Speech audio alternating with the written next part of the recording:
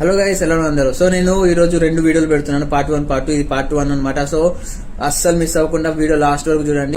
A to Z information ఇందులో ఇద్దాం అనుకుంటున్నాను ఈ వీడియోలో 3 minutes లో, కాబట్టి నేను ఫాస్ట్ గా మాట్లాడుతున్నా.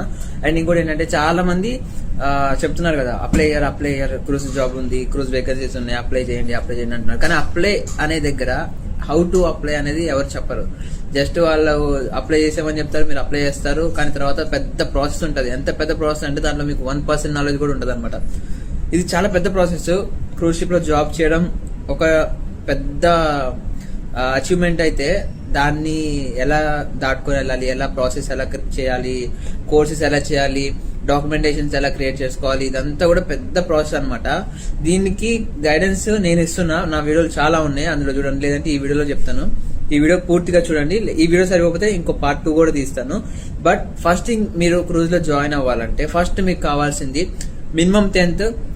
తర్వాత మీరు షిప్ లో ఏం జాబ్ చేద్దాం అనుకుంటున్నారో దాని మీద మినిమం 1 year లేదా దానికి మించి వర్క్ ఎక్స్పీరియన్స్ కావాలి. సర్టిఫికేట్ కావాలి. ఆ సర్టిఫికేట్ వ్యాలిడ్ సర్టిఫికేట్, మినిమం మంచి ప్రాపర్టీ అయి ఉండాలి. అప్పుడే మీకు ఎక్కువ ప్రిఫరెన్స్ ఉంటుంది కంపెనీ నుంచి. అండ్ తర్వాత మీకు ఒక మంచి CV ఒకటి క్రియేట్ చేసుకోవాలి. CV తర్వాత మీరు ఫస్ట్ రీసెర్చ్ చేయండి, ఏమేమి కంపెనీస్ ఉన్నాయి, ఎన్ని కంపెనీస్ ఉన్నాయి, ఆ కంపెనీస్ యొక్క వెబ్సైట్స్, ఆ కంపెనీస్ యొక్క ఇన్స్టాగ్రామ్ అకౌంట్స్ ఉన్నాయి, ఫేస్బుక్ అకౌంట్స్ ఉన్నాయి, ట్విట్టర్ అకౌంట్స్ ఉన్నాయి.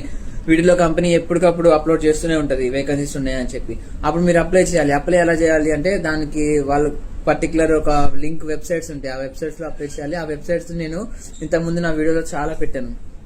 సో ఆ వెబ్సైట్స్ లోకి వెళ్ళండి, ఆ వెబ్సైట్స్ లో అప్లై చేసుకోవాలి.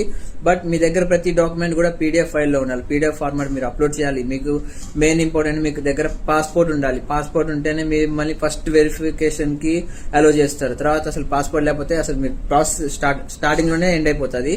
అండ్ తర్వాత మీరు వన్స్ అప్లై చేసిన తర్వాత మీకు షార్ట్ లిస్టెడ్ అని ఒక మెసేజ్ వస్తుంది. మీరు షార్ట్ లిస్టెడ్ అని వచ్చిందంటే ఇంకా మీరు ఫర్దర్ గా ఇంటర్వ్యూకి రెడీగా ఉండాలని.